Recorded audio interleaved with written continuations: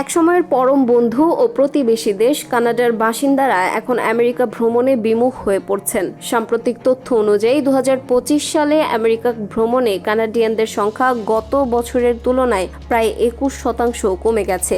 অর্থাৎ প্রায় 42 লক্ষ কম পর্যটক উত্তর সীমান্ত দিয়ে আমেরিকায় প্রবেশ করেছেন।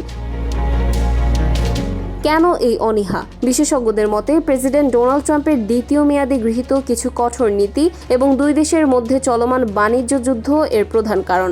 লং সুইডস ইন্টারন্যাশনালের এক জরিপে দেখা গেছে প্রায় 59% কানাডিয়ান মনে করেন আমেরিকার বর্তমান সরকারি নীতি, বাণিজ্য পদ্ধতি এবং রাজনৈতিক বক্তব্য তাদের ভ্রমণের সিদ্ধান্তকে নেতিবাচকভাবে প্রভাবিত করছে।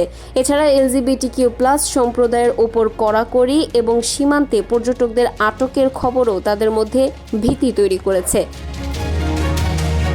কানাডিয়ানদের এই বর্জনের ফলে মার্কিন অর্থনীতি বড় ধরনের ধাক্কা খাচ্ছে। US ট্রাভেলস অ্যাসোসিয়েশনের মতে কানাডিয়ান পর্যটক 10% কমলে আমেরিকার প্রায় $2.1 বিলিয়ন ক্ষতি হয় এবং 14,000 মানুষ কাজ হারাতে পারেন। মজার ব্যাপার হলো কানাডিয়ানরা আমেরিকা না গেলেও আমেরিকানদের কানাডা ভ্রমণের হার কিন্তু বাড়ছে। 2026 সালের ফেব্রুয়ারিতে আমেরিকানদের কানাডা সফর 6% বৃদ্ধি পেয়েছে।